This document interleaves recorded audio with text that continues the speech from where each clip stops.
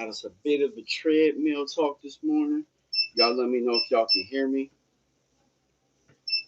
Want to be able to kill two birds with one stone if we could do so. Let me know if y'all can hear me clearly. I've been wanting to do this show for quite some time. So, I know people will be, heading in here. Hopefully I'll be able to see some of the comments where y'all are at. Make sure when you hit that like button. Also say what's up to you, boy. Let me know that you're here so that I can know who it is. And, we can continue the discussion.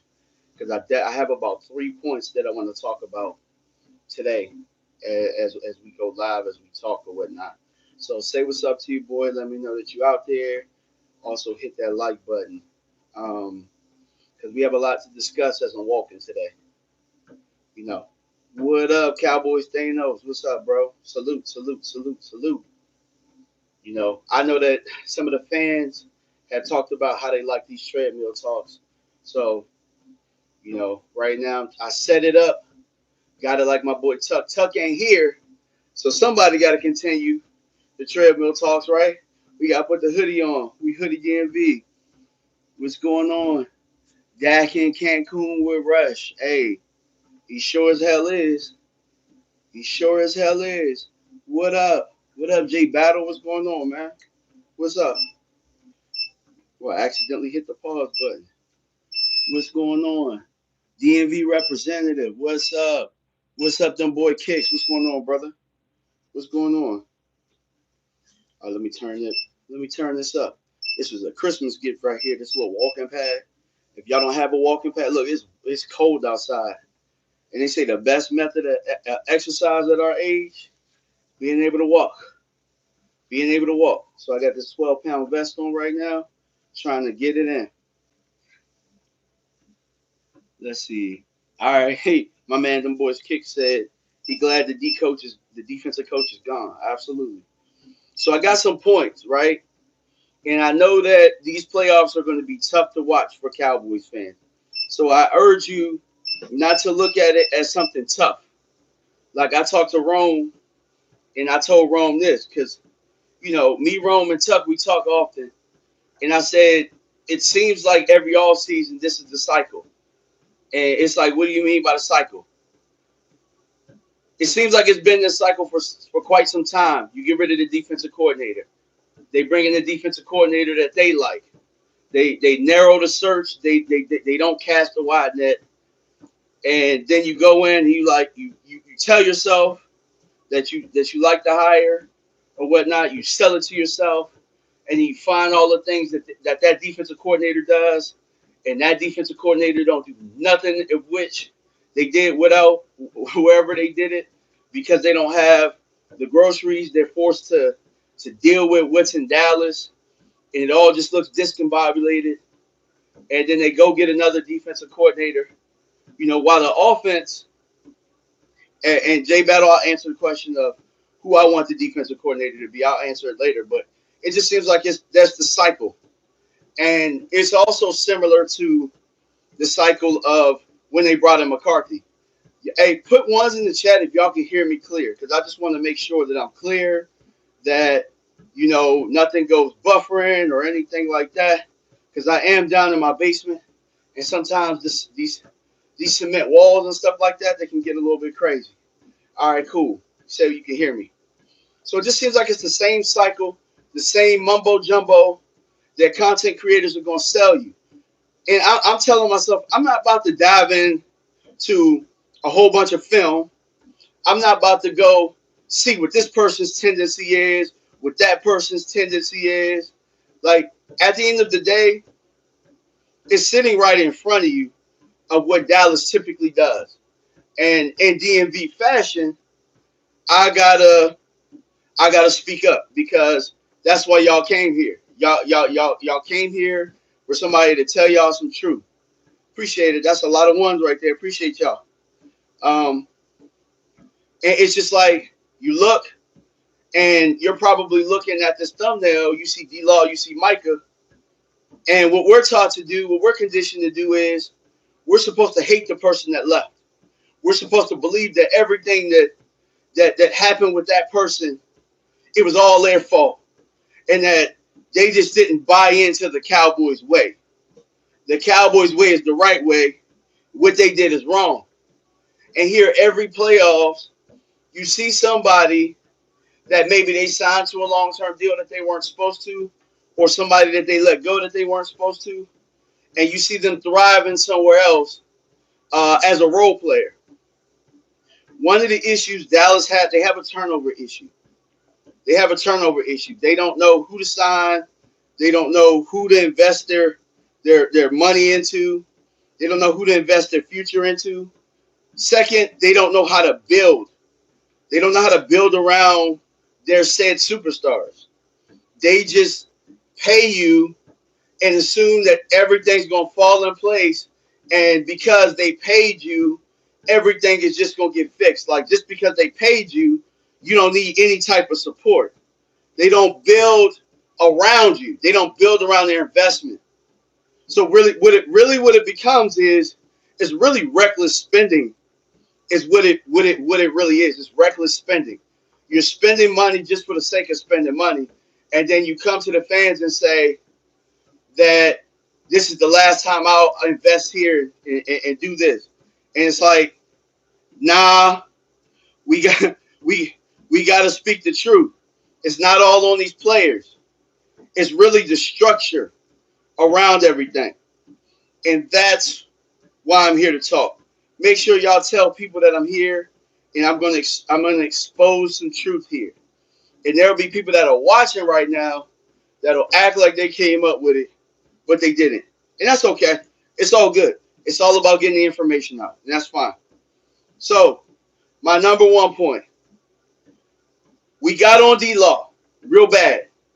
We got on him about him saying, I know I'm not going to win the Super Bowl in Dallas. We got upset about that. We got upset, and we're like, what are you talking about, you clown? You talked about being tired and this and that. You wasn't no leader here. Term leader. You got to be careful about that leader term, right? Because when they pay somebody, they use that leadership tag all the time. And you're not paying somebody to be a leader. You're paying them to be a building block to your football team. Your coach is supposed to be the ultimate leader. Aha. But that's beside the point. You wasn't no real leader here. You and Micah was butting heads. And look, I fell for all this same stuff. So I'm not telling you guys anything that I didn't fall for. But D-Law went over there and said it's about football here. Same thing that Schultz said. Same thing that the WOES said. Same thing I'm pretty sure a whole bunch of other people said. To where it's just the pressure's gone. They can just play football. That's right. You get what you pay for. But in the same breath, you got to be intentional. And that's what Dallas is missing. They're missing the part of where you're building the team and you're being intentional. But back to the first point. D-Law shows that there's a proven formula for success, right? What's the proven formula for success? It starts with coaching, guys. Why does it start with coaching? Because your coaching is who builds the foundation. Your coaching is who builds the foundation. Who is Seattle's coach right now? And why is Seattle probably the toughest football team in the NFL? I can't remember what his name is. Chat, probably you guys will. But I do know that he was the defensive coordinator of the Ravens when they probably had that team 2 years ago that could have won the Super Bowl. That defense with Roquan Smith, Kyle Hamilton, and forget the other backer. The backer's in Pittsburgh now. But they had a culture, and they built such a tough team. And with Harbaugh and with Lamar Jackson and those guys, that was a really tough football team. And when I wrote out these points, Harbaugh wasn't fired yet. But Harbaugh is such a really good head coach. He allows his coaches to coach, and he just puts everything together. Somebody said it. You get what you pay for. Dallas gets cheap-ass coaching, bro. They get cheap coaching. And it's like, why am I waiting to say this now? Y'all make sure y'all hit that like button. Why am I waiting to say it now? Because Dallas has the opportunity right now, because I think on the offensive side of the ball, they did things right. They got the opportunity right now. What up, JV boy? They got the opportunity right now on the defensive side to replicate that. They got the opportunity. So D-Law's proven formula for success. Coaching. Number 2, roster. All right?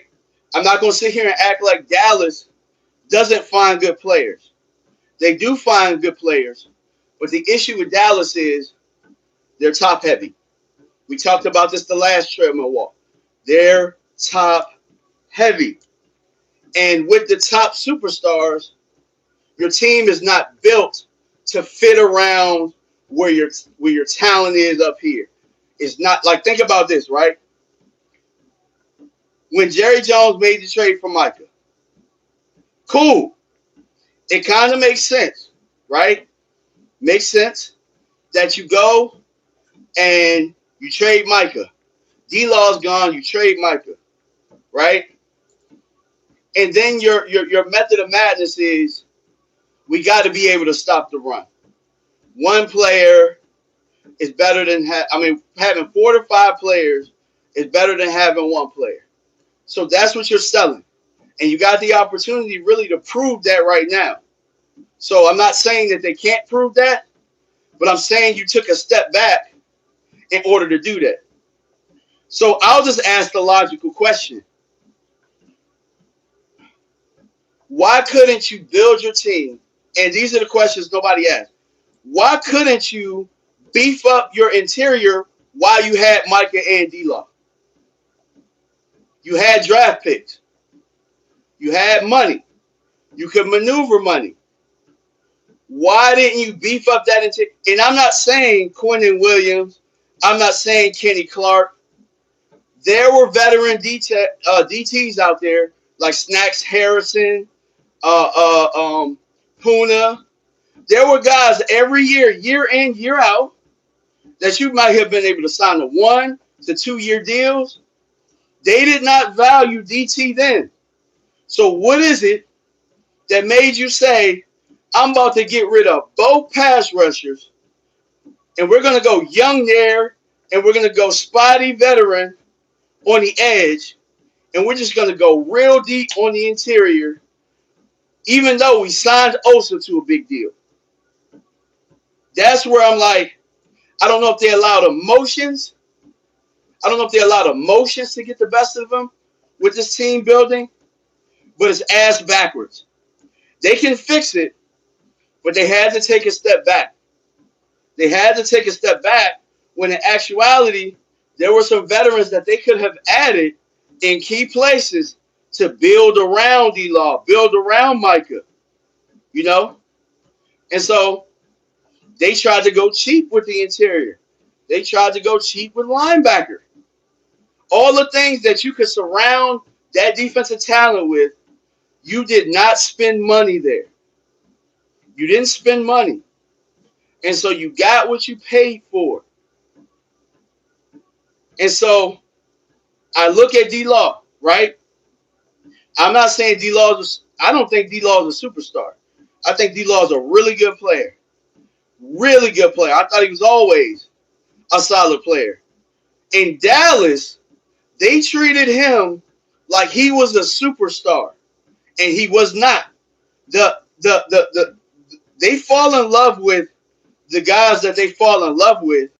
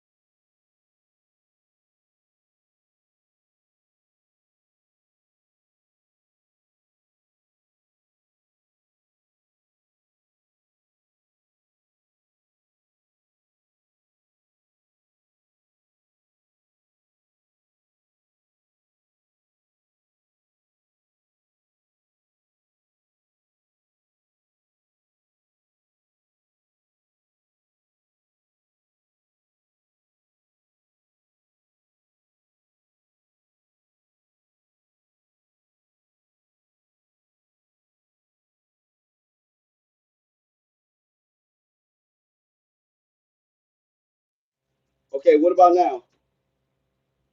Nothing? Can't hear me? No, nothing? All right, cool. All right, that always happens when somebody calls me in the middle of a live stream or whatnot. Okay, cool. Bad. Thanks. Fire emojis. Fire emojis. Almost fell down. Y'all almost caught me. Y'all almost caught a pimp, but the running back skills right here kept me going. Okay. So they treated D-Law like a superstar. And what it led the fans to do was to look at D-Law like you're not sure, you're getting pressures, but you're not getting sacks. Here comes Micah, who they really didn't want Micah. But Micah's able to finish the job that D-Law wasn't able to with getting to the quarterback. All right. So in typical Dallas fashion, what do? We pit players against each other. Something that should have been a strength, we pit them against each other. Creates a little bit of jealousy. Instead of helping these guys, right? Instead of putting a coach in place that can really be a strong character, really strong coaches help you buy in. That's really what it is. Dallas hasn't had a coach on that side of the ball, and I think Zim was getting close to being that. He just wasn't there long enough.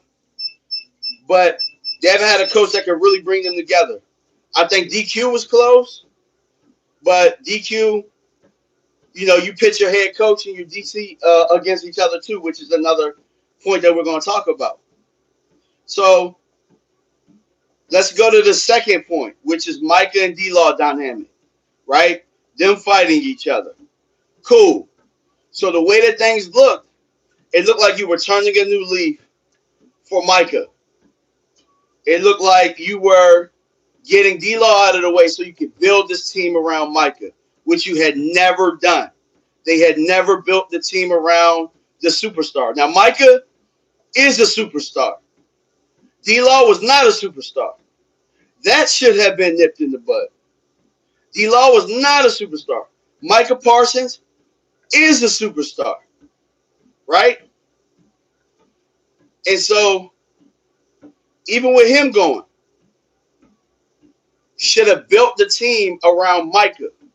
And the negotiations fell the way that they did. We're not here to talk about that because we talked about it. We've talked about it enough. Everybody knows what happened.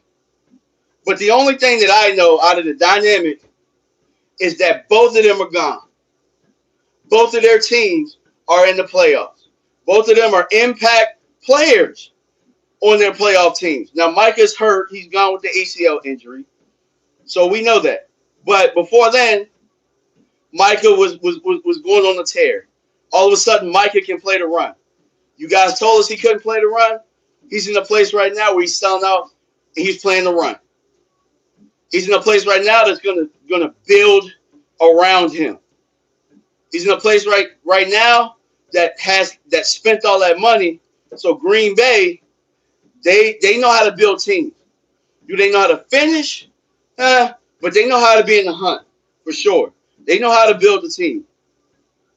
And so you look at it and you got to ask this question. I've asked this question before, but I'm going to ask again. And this might be the reason that Eberflus is gone. Because they brought up that Micah being gone was unanimous. So I asked this question, was D-Law being gone unanimous too? Because if it was, which I believe there's proof that this was the plan all along. It's like, why do you believe that? Instead of building around your two building blocks, guys who play championship football, we can say what we want to say. D-Law played championship football. He plays championship football, right? What's good? All right, he plays championship football. Micah, I believe, plays championship football. So why is it that you weren't, instead of drafting all these effing edges, why didn't you go and draft the DTs? Why didn't you draft the impact DTs? Why didn't you go sign impact DTs that wouldn't have cost you that much money? 3 out of the last 4 years, and you're looking at it again to where, guess what? Dallas needs an edge. Why are you drafting all these edges when you have Micah and D-Law? Why? Why are you drafting? You continuing to draft these edges. And RIP to Marshawn Needland. RIP to bro. But you lost another edge. So you drafted 3 second-round edges in the last 4 years. You drafted. And you lost 3. So now you need an edge again. So it's nuts. So then you get Eberflus who comes and says, well, it's kind of hard when you lose an all-pro pass rusher. No shit, Sherlock. We knew that. We tried to tell you. Folks tried to tell y'all that. But that's beside the point. Y'all told everybody, we going to stop the run. That's going to fix everything. That's just going to fix everything. We going to stop the run. These guys didn't stop the run. Micah was soft as hell. If they just wanted to run at him, and we couldn't do nothing about it, even though the tape wasn't telling you that. I'm here to tell y'all, the tape was not telling you that. A lot of times, Micah was the outside contained. So there's a such thing as contained, to where you hold, and then there's spill. They made Micah contained. So if they went up under him, that wasn't his gap. He did his job, and you didn't have the backers, or you didn't have the 3 technique next to him. It didn't happen all the time, but I'm here to tell y'all, Micah wasn't getting blown off the ball. All these people out here is sitting here telling you he getting blown off the ball. You just run at him. A lot of the time they ran the other way. Go look at that Green Bay playoff game again. The issue that they had with Micah that they try and tell you is the effort. Bro was carrying out the scheme. He wasn't playing hero ball. Now, there were times he did play hero ball, and I will give you that. And there are reports that sometimes he played hero ball. If you said that he might have played hero ball, I'd be with y'all. But to sit here and tell y'all that they was running at Micah this whole time, and that's what teams was doing, they were taking advantage of y'all. They were manipulating y'all into something that just wasn't true. But that's okay, because Dallas obtained, they got to their goal this year. Once they had to go make a trade to go get Quentin Williams, which is a defensive lineman like everybody was telling they ass for years. Go get some big uglies. Everybody was telling them to do that shit for years, and they finally did it, and it worked. Now just imagine if you went and you did something like that. All right, you draft Mozzie Smith with your number one pick that year, which I told y'all that wasn't no impact player. I told y'all right then and there, and y'all killed me for it. And I told y'all what it was. And I still don't think bro's done. He might have a good career somewhere else, but he's the scapegoat for them making that dumbass pick. He's the scapegoat for them making that stupid-ass decision. Why didn't you just go get a veteran? You could have got another veteran to go with your other veteran. Or you could have traded that damn pick, maybe another, and gotten somebody like a Quentin Williams. You could have been done that. But nope.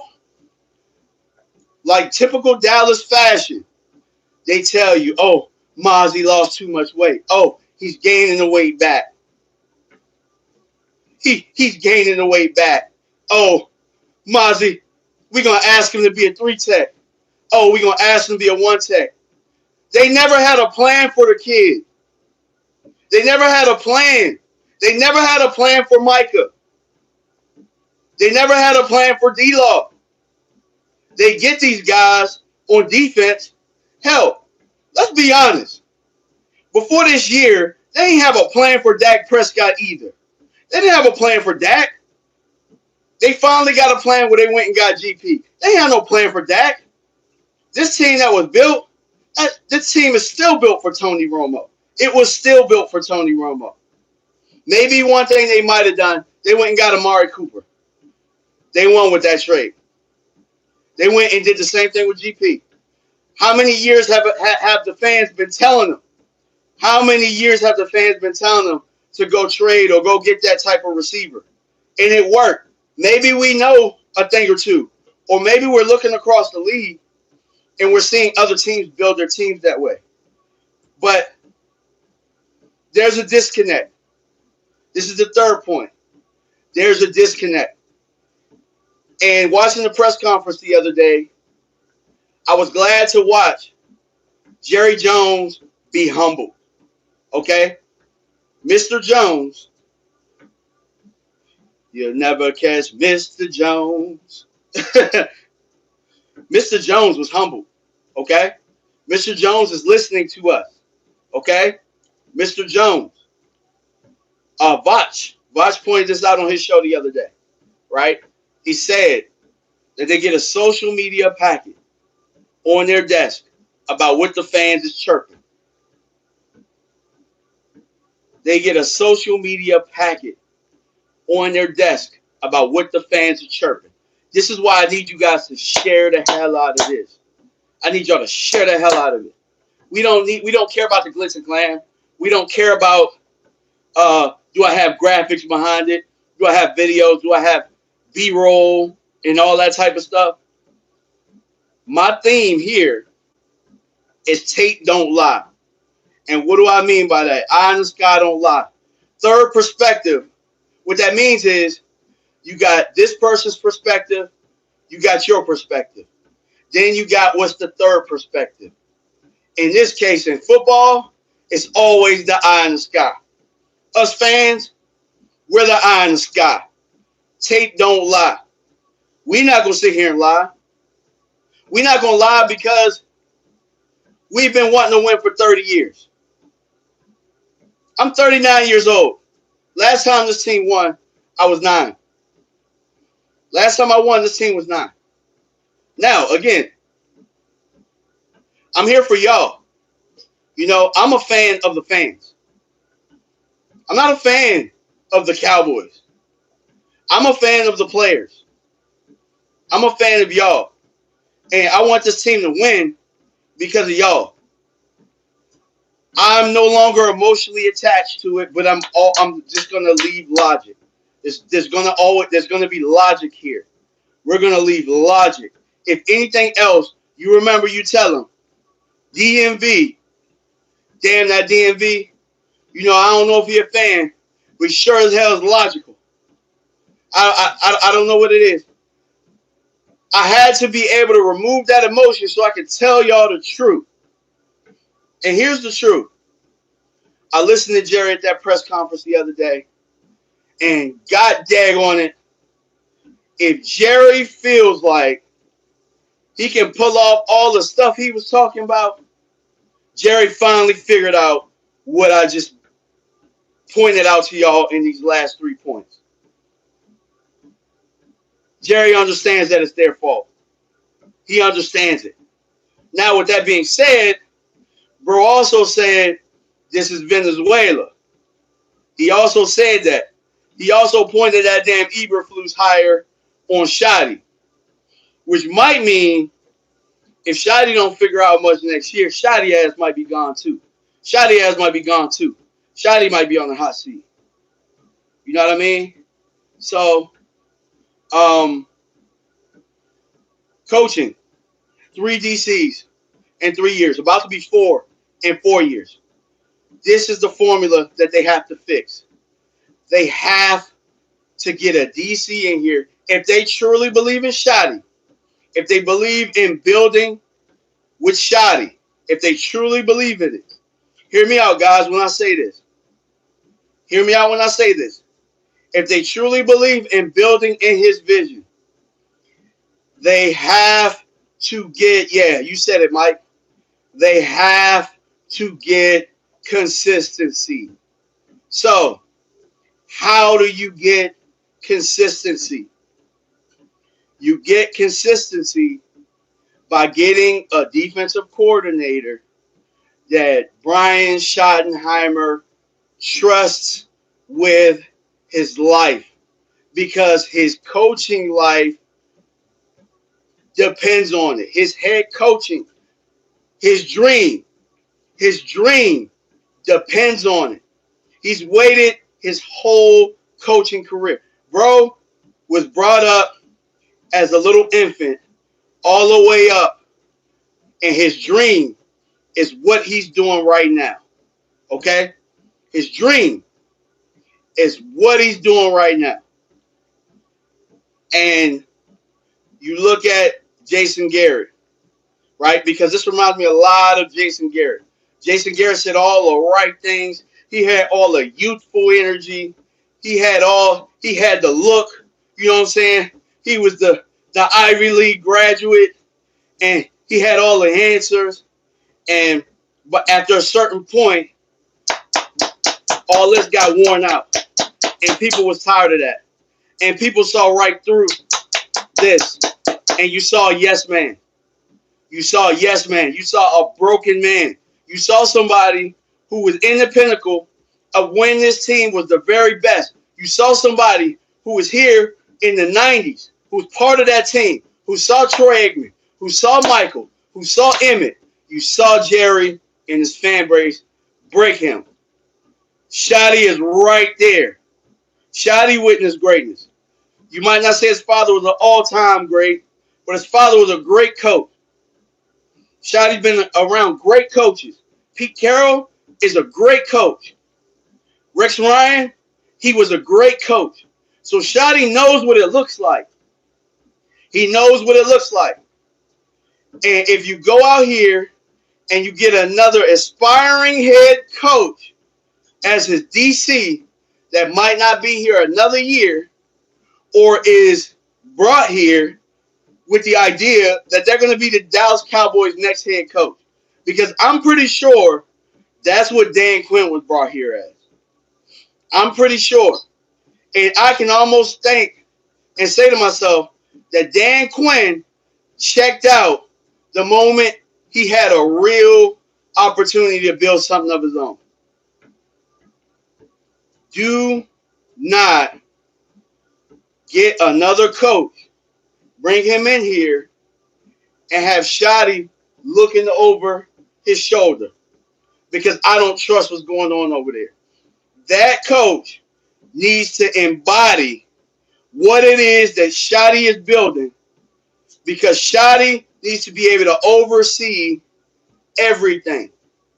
You can see that Matt Eberflus was so bad at his job that it influenced Shotty to make bad decisions, because he did not trust over there.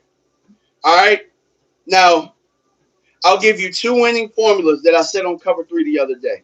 And I think that this is the avenue that Dallas needs to do. You look at a Dick LeBeau, right?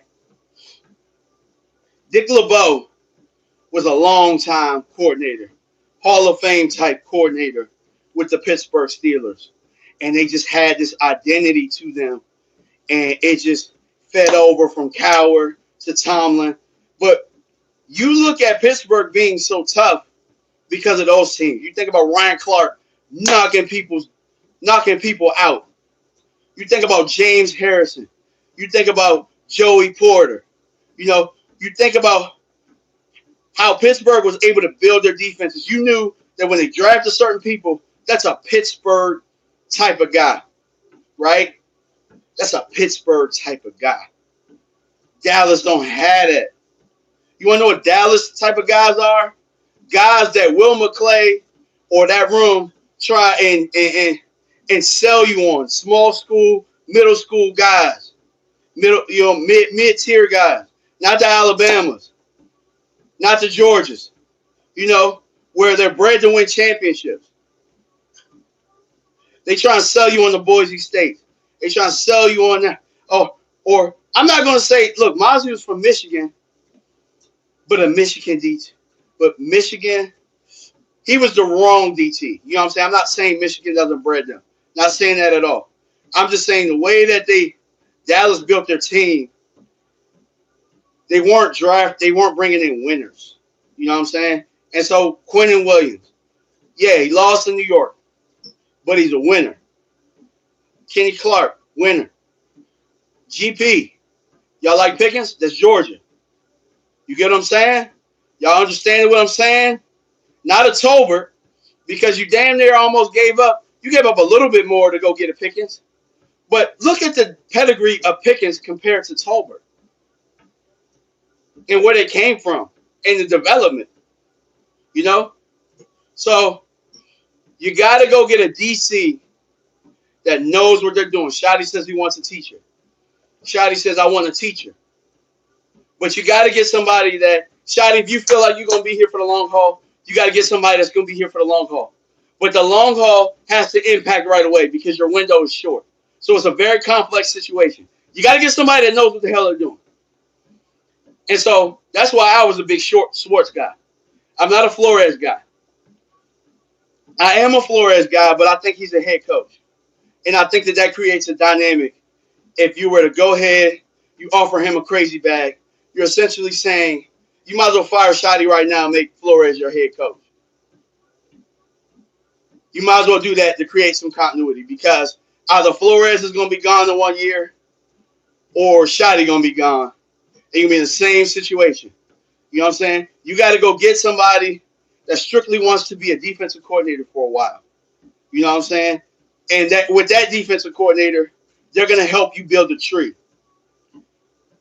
You need on that defensive side, you need coaches. You need a tree. You need to form a tree over there. On the offensive side, you can kind of tell by the guys that they got that it could form a tree. Like Lunda Wells is probably going to be an offensive coordinator over in Washington. So that's forming the tree. Maybe Al Harris. Al Harris is no longer in Dallas, which is kind of why I thought Al Harris should have been next up for your defensive coordinator. But that's beside the point. You got to build a staff over there that in a couple years people are going to pluck from, but your defensive coordinator knows enough people that they can just keep filling in that tree. Think about the Shanahan tree on offense and how they just kept bringing in offensive minds. That's what you need. That's right. Double tap that screen, JV. Double tap that screen, guys, because I'm telling the truth.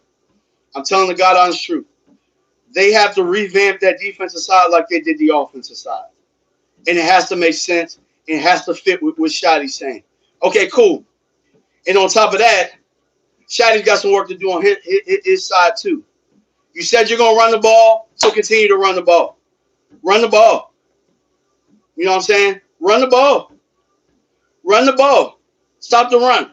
Run the ball. Stop the run. Pass when you need to.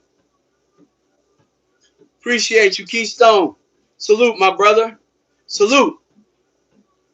Hey, dog. Hey, hit me. Hey, Keystone. Hit me on Twitter, bro. Let's start some open draft talk on my channel, bro.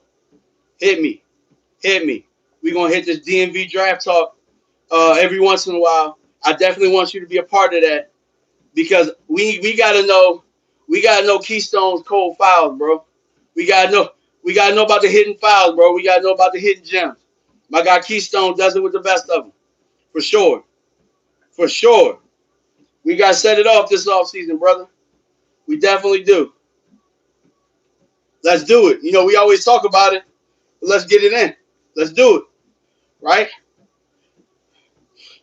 So, lastly, I'm going to conclude this with my conclusion, and then we will take some questions or whatnot. We'll take some questions because I'm going to stop the treadmill, and we'll take some questions. Jerry's got to fix the disconnect. He's got to stop that now. He's got to stop it. He said, where's my water? I drank some water before I got on here. But it's kind of crazy because I got this hoodie on, but I also got this on. Oh man, y'all see how? Yeah, I got one of the sauna suits on right now, and it got all over. But yeah, Jerry Jones got to fix that disconnect. He's got to get it to where you build trust in that building with the coaches, and when you build trust with the coaches, ultimate trust with the coaches, then all of a sudden they pass that down to the players, and the players trust. All right, so. Jerry, you did some good job. You did some good things with this roster this year. You did some very good things with the roster this year. Did some very good things with the roster this year. So I'll repeat. Keep building it. Keep building. Keep building on the things that you started, right? Now, hey, look. I got to stay still right now because you guys know on the treadmill, if you're on the treadmill for too long, you can get real, real dizzy. But yeah, let's answer some questions.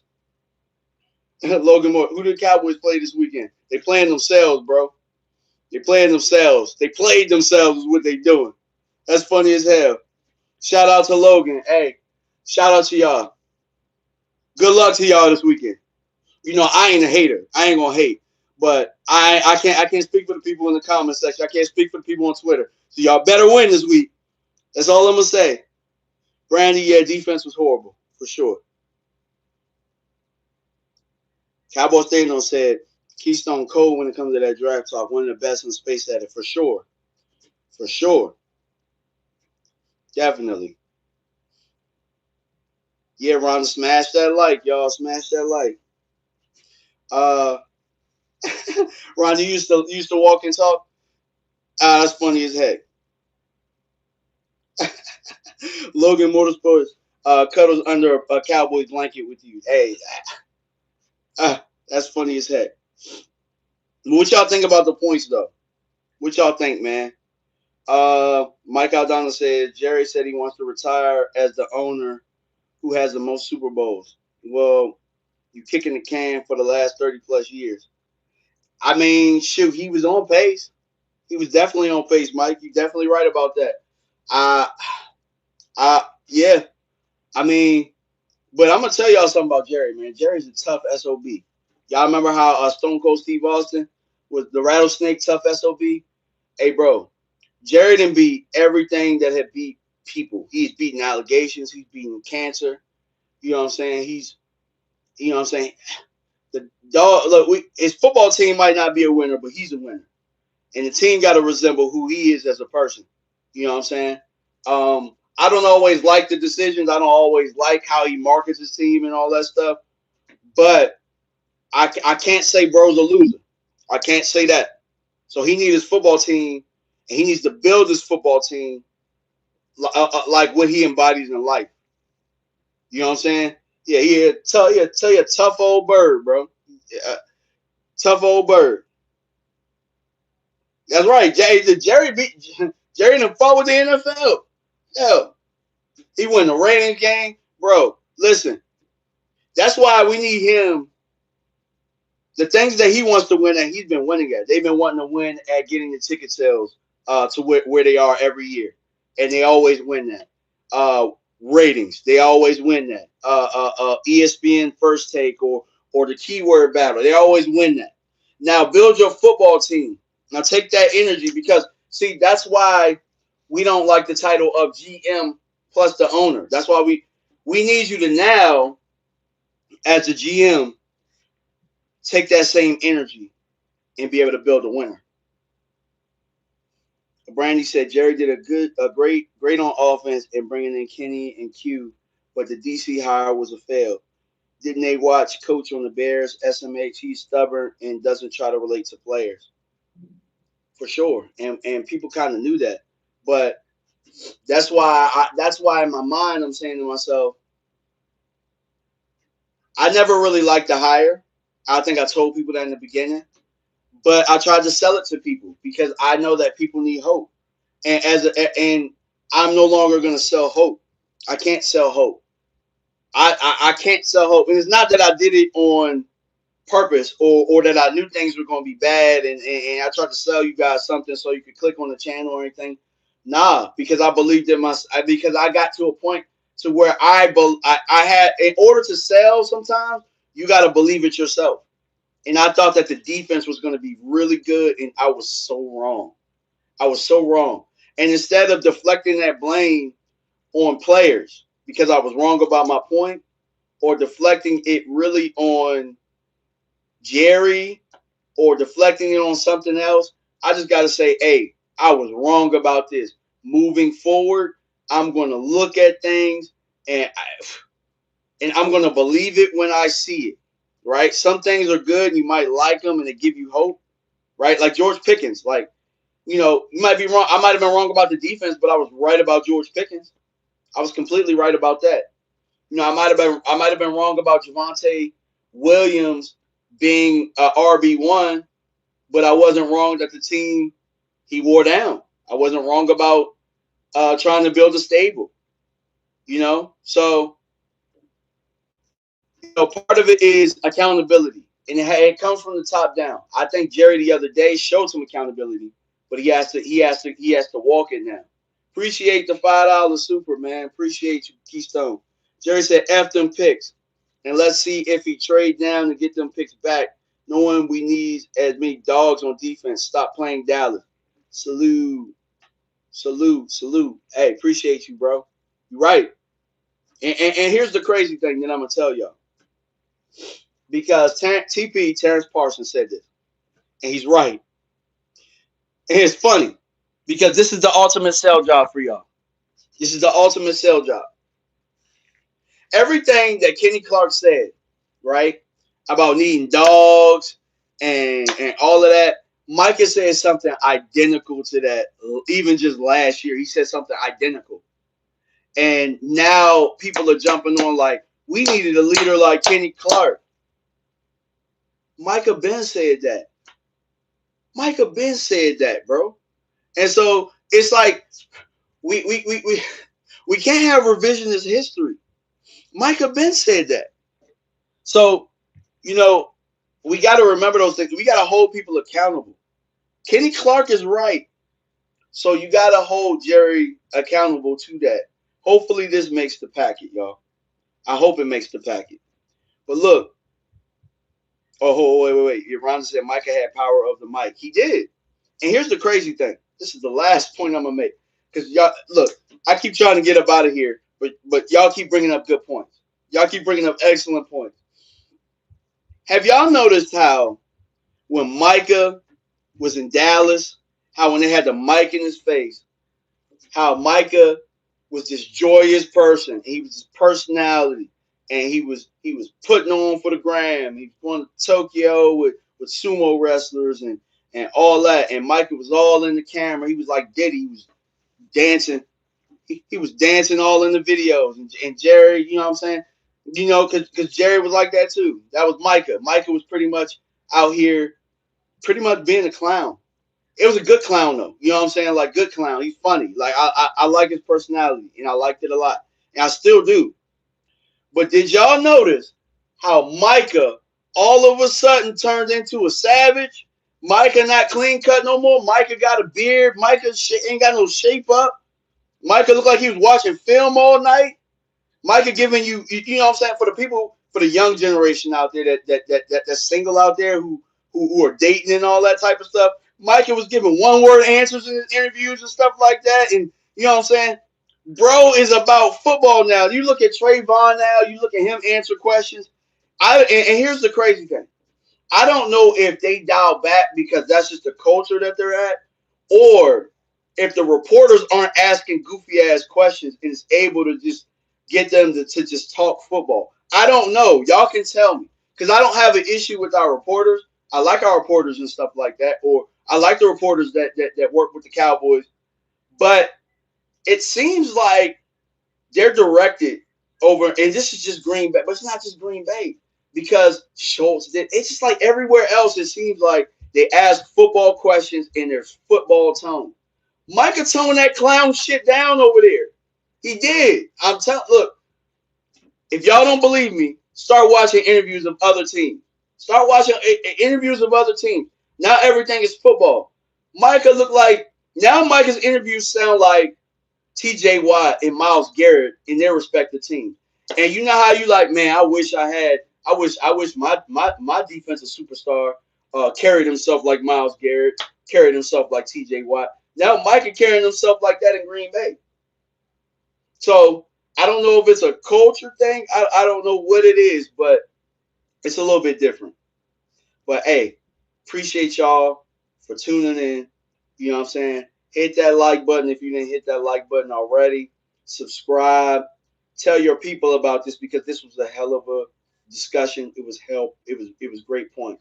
Appreciate y'all, man. We out. Peace.